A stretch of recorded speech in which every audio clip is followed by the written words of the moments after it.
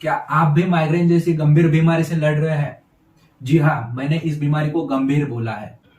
देखो, भले ही इस बीमारी के कारण एकदम से किसी की जान नहीं जाती हो, लेकिन ये बीमारी मरीज को इतना तेज और जन्म भर का दर्द देती है, यातना देती है, पीड़ा देती है, जिसके कारण मरीज मरना पसंद करेगा। हाल ही 2019 में एक ऐसा रिसर्च पब्लिश हुआ जिसमें बताया गया कि 47.2% माइग्रेन के ऐसे मरीज थे जिनको सुसाइड करने का ख्याल आता था। उसमें से 13.9% ऐसे मरीज थे जिन्होंने सुसाइड कर भी ली। अगर आपको भी इस रिसर्च को पढ़ना है तो मैं लिंक डिस्क्रिप्शन में दे दूंगा, पढ़ लेना। देखो, माइग्रेन जो है वो एक बीमारी का नाम है जिसका सबसे बड़ा लक्षण है सिर दर्द। माइग्रेन का सिर दर्द बहुत तेज रहता है, इतना कि कभी कभी मरीज को हॉस्पिटल में एडमिट भी करना पड़ता है। जी हाँ, मैं बात कर रहा हूँ हेमिप्लेजिक माइग्रेन की, जिसमें पेशेंट को एडमिट ही करना पड़ता है, इतना सीवियर पेन रहता है, हेडेक रहता है। माइग्रेन को हिंदी में आदिक पारी और मराठी में अर्धशीशी कहते हैं, क्योंकि इस बीमारी में सिर दर्द ज्यादातर सिर के आधे हिस्से में होता है। माइग्रेन के 4 स्टेजेस होते हैं, जिसमें पहला है प्रोड्रोम।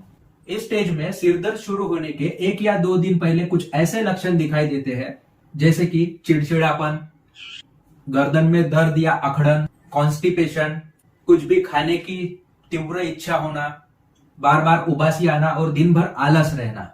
दूसरी स्टेज आती है ऑरा की। इस स्टेज में मरीज को सिरदर्द के लक्षण के पहले या लक्षण के दौरान कुछ ऐसे सिम्टम्स दिखाई देते हैं, समझ में आते हैं, जैसे कि आंखों के सामने फ्लैशलाइट या फिर तारों के समान कुछ चमकना, हाथ पैरों पर सुई या पिन चुभे जैसे महसूस होना, धुंधला धुंधला दिखाई देना, बात करने में शब्द भूल जाना या फिर लड़खड़ाना। ये ऐसे कुछ सिम्टम्स है जो माइग्रेन के मरीज में अटैक के स्टेज के पहले समझ में आते हैं, उसी को अपन ऑरा कहते हैं। तीसरी स्टेज आती है मेन माइग्रेन के अटैक की। ये रहती है असली माइग्रेन के सिरदर्द की स्टेज, जिसको अगर दवाइयों से ठीक ना किया जाए तो वो 4 घंटे से लेके 3 दिनों तक सरदर्द कंटिन्यूअसली बना रहता है। इस स्टेज में मरीज का सिरदर्द कम स्वरूप में शुरू होता है और धीरे धीरे बढ़ने लगता है और आखिर में ऐसे लेवल तक पहुंच जाता है जिसको मरीज सहन नहीं कर पाता। माइग्रेन में सिर दर्द कुछ इस प्रकार रहता है जैसे कि मानो मरीज को ऐसा लगता है कि कोई उसके सर को पत्थर से या हथौड़े से पीट रहा है, या बहुत ज्यादा भनभनाने वाला सर दर्द उसको रहता है और मरीज को ऐसा लगता है कि किसी चीज ने उसके सर को कस के जकड़ के रखा है। सिर दर्द के साथ मरीज को बेचैनी, जी मचलाना और उल्टियां भी होती है। मरीज को ज्यादा उजाले की तरफ देखने से, ज्यादा आवाज से या फिर कोई ऐसी गंध जैसे कि परफ्यूम्स की हो गई या फिर किचन में खाना बनता है उसकी गंध हो गई, उससे भी सिरदर्द बढ़ता है। मरीज को दिन भर सोने की इच्छा बनी रहती है और कुछ भी काम ना करने की इच्छा होती है। साथ में मरीज चिड़चिड़ा भी हो जाता है। मरीज को अंधेरे कमरे में ही रहने की इच्छा होती है, क्योंकि उसके कारण ही उसका सरदर्द थोड़ा कम होता है। अगली 4th स्टेज आती है पोस्ट ड्रॉम की स्टेज। इस स्टेज में मरीज का सरदर्द तो कम हो ही जाता है, पर उसको थकावट या वीकनेस बनी रहती है। कुछ कुछ मरीज तो मेंटली कंफ्यूज भी रहते हैं कि इतना क्या हो गया, मुझे क्या हुआ था, या फिर कुछ कुछ लोग एकदम एक्साइटेड या हैप्पी हो जाते हैं। उनको लगता है कि अभी मैं ठीक से पूरा हो गया हूं और ठीक से काम करने लगूंगा। तो ये कुछ पोस्ट ड्रॉम स्टेज के सिम्टम्स है। अब देखते हैं कि माइग्रेन किस किस कारणों से और क्यों होता है। तो देखो, माइग्रेन ये किसी बैक्टीरिया, वायरस या पैरासाइट या फिर ऐसे कोई पैथोजन के कारण नहीं होता, बल्कि इसका एग्जैक्ट कारण अभी तक किसी को पता नहीं है। लेकिन ऐसे कुछ फैक्टर्स हैं जिसके कारण माइग्रेन होने के चांसेस बढ़ते हैं। जैसे कि अपने शरीर में कुछ ऐसे केमिकल्स रहते हैं जैसे कि सेरोटोनिन, कैल्सिटोनिन, ये न्यूरोट्रांसमीटर्स है। अगर इनके लेवल में कुछ इम्बैलेंसमेंट होता है तो माइग्रेन होने के चांसेस बढ़ते हैं या फिर माइग्रेन की बीमारी शुरू हो सकती है। माइग्रेन ये पुरुष और महिलाओं में दोनों में हो सकता है, लेकिन महिलाओं में माइग्रेन होने के चांसेस ज्यादा है क्योंकि उनके लिए हार्मोन्स रिस्पॉन्सिबल है। माइग्रेन के लक्षण ज्यादातर 20 साल की उम्र से दिखना शुरू हो जाते हैं, लेकिन आजकल ज्यादा टीवी देखने से, ज्यादा मोबाइल यूज करने से, ज्यादा कंप्यूटर्स यूज करने से, ज्यादा रेडिएशन से बच्चों में भी माइग्रेन्स के सिम्टम्स दिखाई देने लगे हैं। मेरे क्लिनिक में भी माइग्रेन से पीड़ित बच्चे आते हैं। स्ट्रेस के कारण भी माइग्रेन होने के चांसेस है। ऐसी चीजें जैसे कि flash light, noise, strong smell जैसे कि पेंट थिनर, परफ्यूम्स हो गए, पैसिव स्मोकिंग, इन सभी कारणों से भी माइग्रेन हो सकता है। अगर किसी की नींद प्रॉपर नहीं हो रही हो तो उसके कारण भी माइग्रेन हो सकता है। आजकल के जमाने में खान पान में बदलाव, रहन सहन में बदलाव, उसके कारण भी माइग्रेन ट्रिगर होता है। और एक फैक्टर है जो कि बहुत ही इंपॉर्टेंट है, वो है जेनेटिक फैक्टर। जी हाँ, बहुत से मरीज बोलते हैं कि हाँ उनको ये बीमारी उनके माताजी पिताजी से आई है, या फिर उनके माताजी पिताजी या फिर भाई बहन उनको ये बीमारी थी तो अब हमको भी हुई है। तो जी हाँ, ये जेनेटिक फैक्टर के कारण ही है। अब देखते हैं माइग्रेन का एक और इम्पोर्टेंट टॉपिक जो है माइग्रेन का इलाज, या मेडिकल लैंग्वेज में कहूं तो मैनेजमेंट। देखो, माइग्रेन का मैनेजमेंट ये दो प्रकार किया जा सकता है। एक है थेराप्यूटिक मैनेजमेंट, दूसरा है प्रिवेंटिव मैनेजमेंट। थेराप्यूटिक मैनेजमेंट ये भी दो प्रकार से किया जा सकता है। एक है होम रेमेडीज से और दूसरा है मेडिसिन से।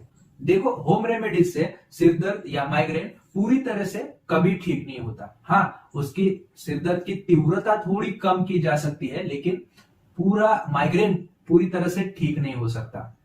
अगर आपको माइग्रेन घर पर ही कम करना है तो आप हेड मसाज कर सकते हैं, जिससे कि सिर का भारीपन थोड़ा कम होगा। अगर सिर दर्द हो रहा है तो उस समय ठंडे पानी की पट्टियां आंखों पर रखकर सोने से सरदर्द की तीव्रता थोड़ी कम हो जाती है। नियमित भरपूर पानी पिए और शरीर को हाइड्रेटेड रखें। नियमित ककड़ी, गाजर, apple, pineapple, orange, sprout, citrus fruits, इन चीजों का सेवन करना चाहिए, जिससे कि न्यूरोट्रांसमीटर के लेवल्स को मेंटेन रखने में मदद मिलेगी। डेली खाना नियमित टाइम पर ही खाएं, क्योंकि ऐसा ना करने से पेट में एसिडिटी हो सकती है, और एसिडिटी ये भी एक माइग्रेन को ट्रिगर करने का एक कारण है। अगर आप माइग्रेन के मरीज हो तो आपको भरपूर नींद लेना है, और ऐसा काम छोड़ देना है जिससे आपकी नींद डिस्टर्ब हो या फिर आपको सोने को ना मिले। माइग्रेन के पेशेंट ने नियमित पेट साफ हो, इसका भी ध्यान रखना बहुत जरूरी है। अब आते हैं थेराप्यूटिक मैनेजमेंट पर। देखो, थेराप्यूटिक मैनेजमेंट में एलोपैथी, होम्योपैथी, आयुर्वेदा, इन तीनों उपचार पद्धति में माइग्रेन का इलाज संभव, लेकिन आपके बीमारी को कौन सा इलाज जड़ से ठीक करेगा ये मैं आपको बताऊंगा। अगर आपको बहुत सीवियर दर्द हो रहा है तो डॉक्टर के हिसाब से आप इमरजेंसी के लिए एलोपैथिक पेन किलर ले सकते हैं, पर ये लेने से भी आपका सिर दर्द कुछ देर के लिए कम हो जाता है, बाद में फिर से इसका एपिसोड शुरू हो जाता है।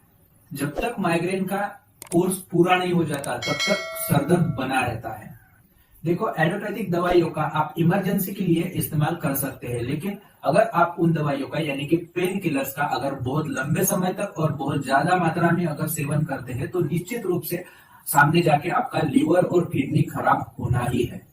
दूसरी आती है होम्योपैथी, जिससे आप आपका अभी शुरू हुआ सिर दर्द या माइग्रेन जैसी बीमारी को जड़ से ठीक कर सकते हैं, और माइग्रेन का सिर दर्द दोबारा होगा भी नहीं, और अगर होगा भी तो एकदम हल्का और सहन करने लायक होगा, जिसको आपको पेन किलर्स खाने की जरूरत नहीं पड़ेगी। आप घरेलू उपचार से भी उसको पूरा ठीक कर सकते हैं।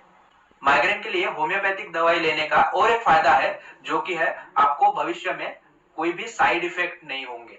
और हाँ, होम्योपैथी से माइग्रेन जड़ से ठीक किया जा सकता है, मैं मेरे क्लिनिकल एक्सपीरियंस से बोल रहा हूँ। होम्योपैथी में माइग्रेन के लिए कुछ कॉमन दवाइयां हैं, जैसे कि सैंग्विनेरिया कैनाडेंसिस, नाइट्रेम्यूर, belladonna, bryonia, glonoine, gelsemium, indium metallicum, calcarea lactica. ये कुछ कॉमन दवाइयां हैं जिससे माइग्रेन ठीक हो सकता है, लेकिन ये दवाइयां भी आपको होम्योपैथिक डॉक्टर से परामर्श लेके ही लेना है, क्योंकि होम्योपैथी में केस टेकिंग लेना ये भी बहुत जरूरी है, और केस टेकिंग लेने के बाद डॉक्टर अगर जो दवाई देता है उसी से आपका माइग्रेन जड़ से ठीक होगा। इसलिए अगर आपको भी माइग्रेन के लिए होम्योपैथिक ट्रीटमेंट लेना है तो आप हमसे संपर्क कर सकते हैं। कॉन्टैक्ट डिटेल्स डिस्क्रिप्शन में दिया है, या अगर आप महाराष्ट्र के नागपुर या आसपास की सिटी से है तो आप डायरेक्ट हमारे क्लिनिक में आ सकते हैं, एड्रेस डिस्क्रिप्शन में दे दूंगा। तीसरा आता है आयुर्वेदिक उपचार। आयुर्वेदा से भी माइग्रेन को ठीक किया जा सकता है। कुछ आयुर्वेदिक दवाइयां और पंचकर्म के कुछ कर्म करने से माइग्रेन को जड़ से ठीक किया जा सकता है। याद रखें कि सिर्फ क्वालिफाइड आयुर्वेदिक डॉक्टर ही आपको बता सकेगा कि माइग्रेन के लिए कौन सा पंचकर्म करना जरूरी रहेगा, जिससे कि आपका माइग्रेन जड़ से ठीक होगा। फिजियोथेरेपी, योगा, एक्यूप्रेशर, एक्यूपंक्चर, इन सबको आप सपोर्टिव थेरेपी करके इस्तेमाल कर सकते हैं, लेकिन इससे आपको जड़ से आराम नहीं मिलेगा। जड़ से ठीक करने के लिए आपको सिर्फ होम्योपैथी या आयुर्वेदिक उपचार ही लेना पड़ेगा।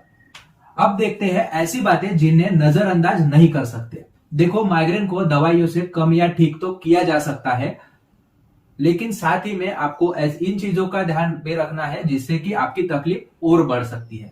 जैसे कि देर रात तक ना जगते रहना, ज्यादा देर तक मोबाइल, कंप्यूटर, टीवी को ना देखना, किसी भी छोटी मोटी बातों का स्ट्रेस ना लेना। अगर पेट साफ नहीं हो रहा तो डॉक्टर को दिखाओ या घरेलू नुस्खे अपनाओ, पर कॉन्स्टिपेशन होने से बचो। शोर शराबा वाली जगह पे या लाउड स्पीकर के सामने ज्यादा देर तक ना रुके। ज्यादा कॉफी या ऐसी चीजें जिसमें कैफीन रहता है, ऐसी चीजों का सेवन ना करें। और एक सबसे जरूरी बात जो आपको नहीं करना है वो है कि आपको ज्यादा पेन किलर्स नहीं खाने हैं।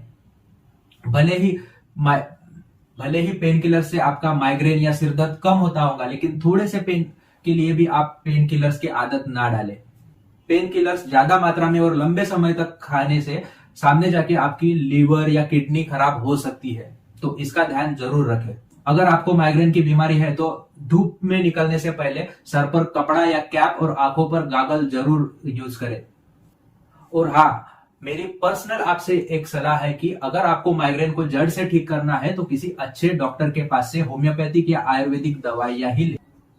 तो चलते हैं गाइस, आज के लिए बस इतना ही। अगर वीडियो अच्छी लगे तो वीडियो को लाइक करें, चैनल को सब्सक्राइब करें ताकि आपको और ऐसी इंफॉर्मेटिव वीडियोस आपको मिलती रहे, और जरूरतमंदों को शेयर भी करें ताकि वो लोग भी उपचार के लिए इधर उधर ना भटके। मिलते हैं गाइस नेक्स्ट वीडियो में।